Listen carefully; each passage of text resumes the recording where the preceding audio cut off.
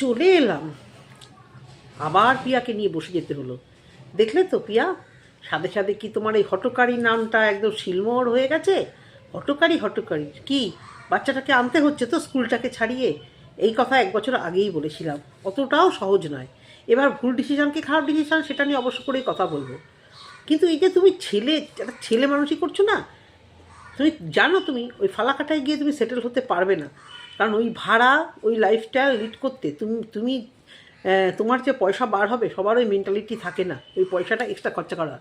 বাড়ি থাকতে প্লাস ভিউজের জন্য গেছিলে, তোমার ফ্ল্যাটে অতটা ভিউজ হচ্ছিল না, তা সত্ত্বেও তুমি ছেলেটাকে নিয়ে কীরকম ছিনিমিনি করলে।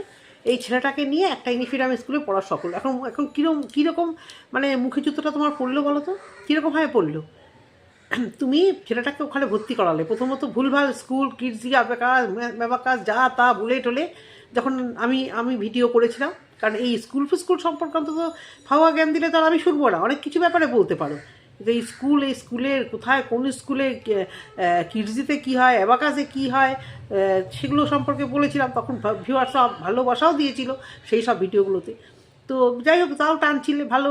আমি তো বুঝতেই পারছিলাম একটা অসুস্থ বাচ্চা এই শীতকালে 1 ঘন্টা জার্নি করে তোমার দ্বারা সম্ভব না। তোমাদের যা লাইফস্টাইল, তোমরা ওই ডাল ভাত খাবো, ফ্যান ভাত খাবো, বা মাংস খাবো, মটন খাবো, তোমরা এই আমাদের মতো বা এই ধরনের জিনিস তোমার যাকেও তো দেখছি, কল্পনাকেও এই রোজই বাড়ি থেকে বেরোনো বাচ্চাটাকে নিয়ে অটোতে উঠে এখানে অ্যাবাকাস, ওখানে ট্রেনিং, এইগুলো না একটা মায়ের একটা আলাদা এনার্জি, আলাদা একটা চার্ম থাকা দরকার সেই সব মায়েদের।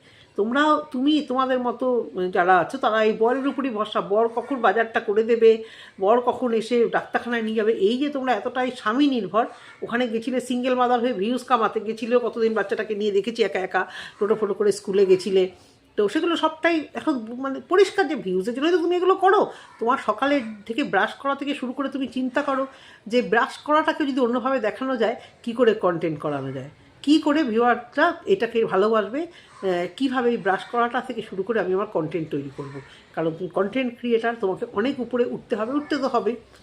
তো কালকে থাম্বনেলটা দেখে আমি ভাবছিলাম যে এটা কি সত্যি ঠিক। হ্যাঁ, হয়ে গেল হার্ডলি 1 বছর পড়লো কি বাচ্চাটা, না 2 বছর পড়লো। কীভাবে মানে ওর তো যথেষ্ট বড়, ছেলেটি তো যথেষ্ট বড়। এই সময় কিন্তু সিবিএসসি বোর্ডের প্রেশারটা প্রচুর। আসল কথাটা স্বীকার করো, ওটা টানতে পারছো না। সিবিএসসি বোর্ডে দিয়ে টিচার পাচ্ছ না ভালো, আর ছেলেও নিশ্চয়ই মুখ থুবড়ে পড়ছে, কারণ অর্ধেক দিন অসুস্থ হয়ে থাকে ওই জার্নি করে যাতায়াত, ওরও নিশ্চয়ই সেরকম রেজাল্ট ভালো করে উঠতে পারছে না। নিশ্চয়ই সেখান থেকে মানে তুমি ভাবছো যে কী হচ্ছে, অত সহজ নয় গো। হ্যাঁ, ওই ভিডিও করাচ্ছ, ভালো স্ক্রিপ্ট করছে, সবাই ভালোবাসা দিচ্ছে, ঠিক আছে, ওইগুলো করতে তো বিশাল কিছু ট্যালেন্ট লাগে না, বিশাল কিছু কোয়ালিফিকেশনও লাগে না। স্ক্রিপ্ট লিখছে, বাচ্চাকে বলাচ্ছ, বাচ্চা বলছে, তোমরা খাটছো, এডিটিং করছো, সুন্দর করে ছাড়ছো, হোয়াটসঅ্যাপ ফেসবুকে ভিউজ এমনি ভালো হয়, তোমাদের হয়তো প্রচুর হচ্ছে। এমনিতেও রিলস ফিলস দিলে ইউটিউবের থেকে, ইউটিউব শর্টসে যেরকম ভিউজ হয়, ফেসবুকেও তত্তর করে ভিউজটা খুব ভালো হয়। যার জন্য মানে ইউটিউব অনুযায়ী ফেসবুকে অনেকটা করলে তবে গিয়ে আর্নিংটা হয়। তো সেই জায়গা থেকে বলছি যে বাচ্চাটাকে একটা স্কুলে দিলে, পাড়ার এই স্কুলটার খোঁজ জানতে না, হঠাৎ করে এখন পাড়ার একটা স্কুলে, জানি না সেই স্কুলটা, আমি কোনো স্কুলকে ছোটো করবো না, সেই স্কুলের রেজাল্ট কী, সেই স্কুলের রেপুটেশন কী, তুমি বলছো তোমার মুখ থেকে শুনছি পাড়ার এক যা বলেছে, এখন ওই স্কুলটা হচ্ছে সর্বেসর্বা। এখন তোমার কাছে এই স্কুলটা সর্বেসর্বা, কারণ ভিউয়ার্সটা তোমাকে বলবে যে হঠাৎ করে একটা বাচ্চাকে যথেষ্ট পড়ার প্রেশার থেকে, একটা ডিসিপ্লিন, একটা অন্যরকম একটা বন্ধুবান্ধব সেটিং একটা জায়গা থেকে হঠাৎ করে আবার একটা স্কুলে মানে তোমাদের ভালোর জন্য বা বাচ্চাটার ভালোর জন্য তোমরা একটা হঠাৎ করে চেঞ্জ করছো। অ্যাকচুয়ালি দেখো, হবে না, জানো তো, হয় না।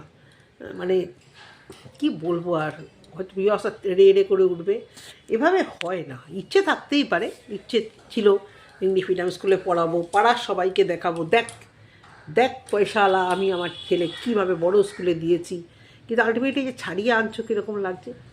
আগে বাড়ির বাইরে গিয়ে খুব কম ভিডিও করতো, বলতো আমার কেমন লজ্জা করে, আমার কেমন আনইজি লাগে, যত ইন্ট্রো বলো বা সমস্ত ভিডিও বাড়ির ভিতরে। এখন সবসময় দেখবে বেশিরভাগই দরজা ঠেলে অন্যান্য জায়গার মতো বাইরে চলে যায়, কারণ এখন তো আর চিন্তা নেই, ওর সব জায়গায় ব্লগার, ওরটা কেউ আর কপি করবে না, করবে মানে তাতে ওরও ভালো হবে, বাচ্চাটাকে একটু এদিক ওদিক রাখতে দেবে। আগে যেরকম ওর ভাত মারার একটা চেষ্টা যদি করে, আর কেউ যদি আমার মতো কপি করে শিখে নেয় কিছু, এই ভয়ে বোধ হয় মেবি আগে একদমই গেটের বাইরে ঠেড়ে গিয়ে ভিডিও করতো না।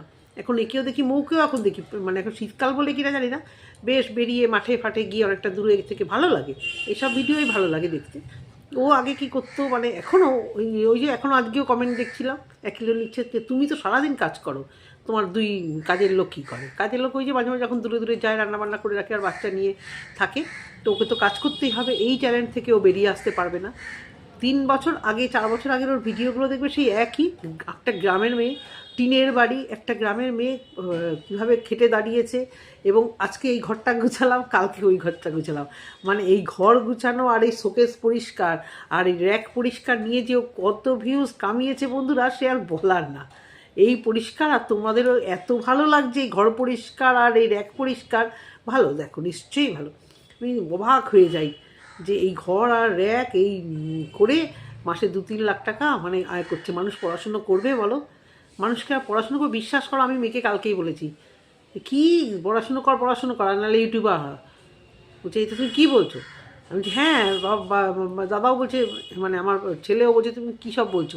আমি বলছি হ্যাঁ রে বাবা, মেয়ে তো চেনে, এই দক্ষিণেশ্বরে দেখেছিল প্রিয়াকে, বলেছিলাম যে জানিস ইউটিউব থেকে কত কত টাকা রোজগার হয়, তো কী করবি পড়াশুনো করে খেটে রাত জেগে পড়ে আর্লি মর্নিং পড়ে। তো আমি মানে ওকেই বলেছিলাম, মানে বকা দিয়েই বলেছিলাম পড়াশুনোর কোনো দাম নেই, রেখে দে পড়াশুনো। তো এই জায়গা থেকেই বলছি যে দেখো। আর তারপরে কি যে ম্যান্ডিকে দেখছি টাকাটা যেটা রোজগার করে সেটা কিন্তু বেশ এনজয় করে, এই যে বেড়াতে ঠেড়াতে যাচ্ছে, হ্যাঁ, ঘুরতে যায়, খায়, সারাদিন চুড়িদার কিনে, ওই চুড়িদার কিনে, এই জামা কিনে, অত প্রমোশন ভিডিও বোধহয় নেয়ও না, আর অতটা লাইফটাকে অতটাও জটিল করে না, সিম্পল ভিডিও দেয়। সিম্পল মানে অবশ্য করে কন্ট্রোভার্সি বা ওর তো আচানক মানে চরিত্র বেচেই ওর চলে, মার চরিত্র হোক, বাবার চরিত্র হোক, নিজের চরিত্র হোক, কিন্তু তবুও বলবো লাইফটাকে কিন্তু এনজয় করে। আজকে এই মাংস খেতে যাচ্ছি, কালকে ওই মাংস খাবো, পরশুবার এই সেলিব্রেশন করবো, লাইফটাকে কিন্তু এনজয় করে। এর লাইফে কিন্তু কোনো এনজয়মেন্ট নেই। হ্যাঁ, বাচ্চাটার আজকে পরীক্ষা শেষ হয়ে গেছে, খুব মজা, হোটেলে গিয়ে খাবে, সেসব ভালো কথা, কিন্তু সেভাবেই বেড়ানো ঘোরা এসব কিন্তু এর কাছে কিচ্ছু নেই। এখন বলবে ছোটো বাচ্চা হওয়ার আগেও পয়সা কিন্তু খারাপ ছিল না, কিন্তু ও ভীষণ মানে আমার মনে হয় কঞ্জুস, আর মানে মনে হয় ব্যাংকটাকে ও উপচে পড়ে ভরবে, তারপরে বোধহয় কিছু খরচা করবে। আমি জানি না যে ও এত টাকা রোজগার করে ও মানে যেভাবে ও থাকে, কন্টেন্টের জন্য ডগি এনে ডগির জন্য এটা ওটা সেটা করছে, কারণ সেটা করলে ভিউজ তো হবে, কিন্তু সেটাও করেই সেটা করতে গেলে নিজেদের যে একটু আনন্দ ফুর্তি করে না কেন, বা গ্রামের লোকেদের চোখ কটাবে সেই জন্য কিনা আমি জানি না, কিন্তু করে না, মানে দেখি না সেইভাবে বেড়াতে ঘুরতে যাওয়া। আরে ভাই, একটু বাচ্চাগুলোকেও তো একটু জগৎ দেখাতে হয়, বাইরে গেলে তো একটু আউট নলেজটাও বাড়ে যখন তোমাদের সামর্থ্য আছে, প্লাস কন্টেন্টও হবে। অবশ্য বাচ্চাগুলোও তো সত্যি কথা অসুস্থ হয়ে থাকে প্রায়। এখন তো আরেকটা বাচ্চা এনেছে ডগি, কী বেড়ানো ঘোরা কী করবে জানি না। তবে ওর ছেলেই বলছিল যে সবাই দার্জিলিং যাচ্ছে, এখানে যাচ্ছে স্কুল থেকে, তুমিও আমাকে কোথাও নিয়ে চলো, কারণ ও তো দেখছে যে এই স্কুলে পড়ছে সেই স্কুলে বাচ্চারা সবাই বেড়াতে ঠেড়াতে যায়, ঘুরতে যায়, এই ডিসেম্বরে তো যায় সবাই না, বেশিরভাগই, সেখান থেকে ও যেতে পারছে না। তারপরে মানে ওকে দিয়ে এই খাটিয়ে ওকে আর এনজয় করছে ভেবেছো খুব একটা? জানি না, আমিও নাটক অভিনয়গুলো যে করছে কি না জানি না, ও অনেক বুঝদার, হয়তো করলেও করতে পারে। বাচ্চার অসুখের দোহাই দিয়ে কিন্তু ওখানে ইংলিশ মিডিয়াম স্কুলে ভর্তি করেছিল, এবং বাচ্চার জন্যই ফ্ল্যাটে গেছিলো, সিঙ্গেল মাদার কাম বাচ্চা। তো আমরা সিঙ্গেল মাদার থেকে ডবল মাদার হতে দেখলাম, মানে আর কি জোড়া হতে দেখলাম কয়েকদিনের মধ্যেই, দেখলো না মার্কেটে খাচ্ছে না, তারপর হচ্ছে বাচ্চার দোহাই দিয়ে বাচ্চাটাকে ভালো স্কুলে পড়াবো, আবার এখন সেই বাচ্চার দোহাই দিয়ে কিন্তু সেই স্কুল থেকে ছাড়াচ্ছে, বাচ্চাটাকে ট্রাম্প কার্ড হিসেবে ইউজ করে এই জিনিস করছে। তারপরে থাম্বনেলে দেখলাম শাশুড়ি মা মানেই ভিউজ, যা মানেই ভিউজ, সেই শাশুড়ি মা আমার ঘর থেকে বাসনপত্র নিয়ে গেল, শাশুড়ি মা আমার ঘর থেকে সব বাসনপত্র নিয়ে আবার আলাদা হয়ে গেল, কি সুন্দর না। আর শাশুড়িও তো এরকম, বৌমা জানেই না ঘর থেকে বাসনপত্রগুলো সব বার করে নিয়ে গেছে, নিরামিষের ব্যাপার, যে ওদিকে আমিষ রান্না করবে, তাই এই কড়াইগুলো নিয়ে নিজের ঘরে চলে গেছে, শুধু ওই যে কাজের যে দিদিটি সে শুধু জানে, সকালবেলা হলে এটাও একটা সুন্দর বানানো নাটক।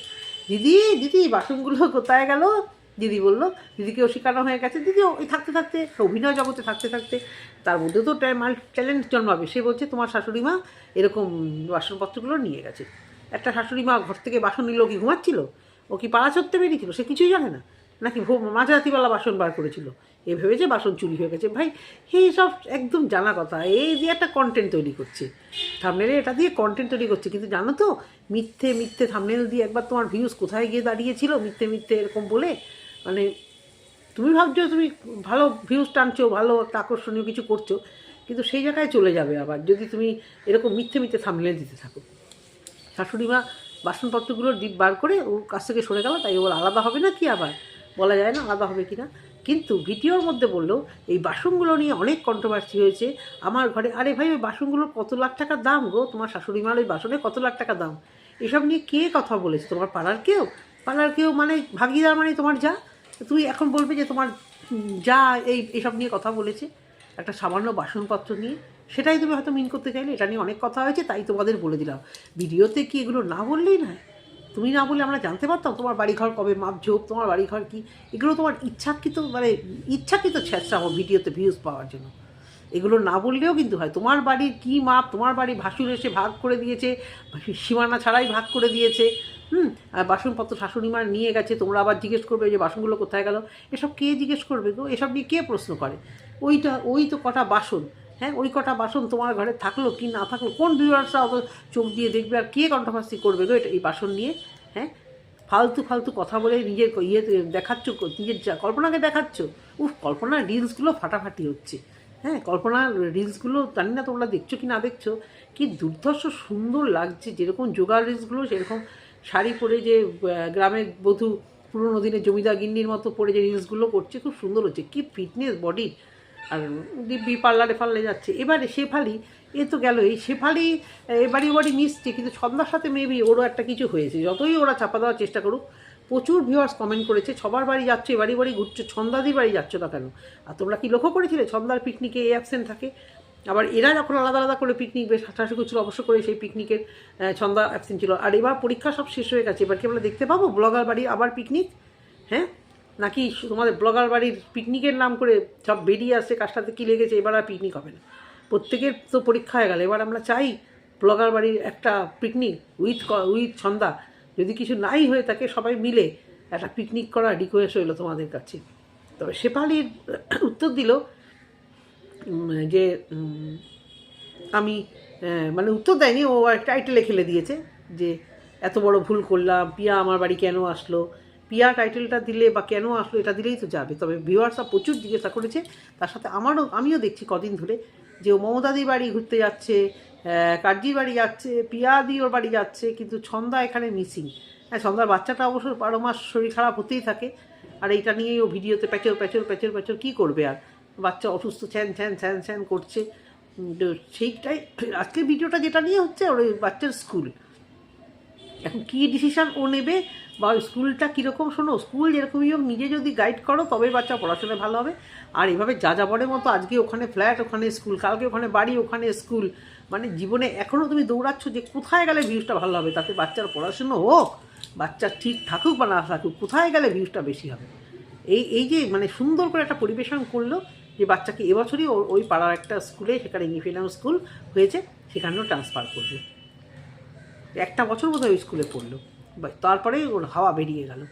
এটুকুই বলার, বাচ্চাটা টানতে পারে না। ওইভাবে জার্নি করে তোমার বাচ্চা যা অসুস্থ, অনেক আগে এইসব কথা বলেছিলাম, অত সহজ নয়। এটা একটা অভ্যেসের দাস। আমাদের বাচ্চারাও দূরে স্কুলে যায়, কিন্তু অভ্যেস, একদম ছোটো বয়স থেকে সেই দৌড়াদৌড়ি করা অভ্যেসটা রাখতে হয়, হট করে হয় না। আর ওর তো এমনিই শরীরটা খারাপ, তো বলারই না। দেখো এখন কাছের স্কুলে ভালো করে যদি পড়াশুনো করে, অবশ্য করে ভালো হবে। তবে পড়াশুনোর দিক দিয়ে মনটা দাও, মা বাবাকেও কিছু জানতে হয়, একটু ইউটিউব ঘেটে কন্টেন্ট না দেখে একটু পড়াশুনোটাও জানো। কামাচ্ছ পয়সা, অনেকেই কামাচ্ছ, ভাইরাল হয়ে গেছো, আরও কামাবে, এরপর রাখার জায়গা থাকবে না। এইটুকুই বলার। তারপরেও আবার যদি শুকিয়ে পড়ো দুদিন মানে মাসের শেষে তোমাদের সব টাকা শেষ হয়ে যায়, যার জন্য ওই ঢালাইগুলোও আবার আটকে যায়, প্রতিবারই এই একই গান গেয়ে যাও। এটুকুই বলা। ভিডিওটা যদি ভালো লেগে থাকে অবশ্যই করে কমেন্ট করো। টাটা।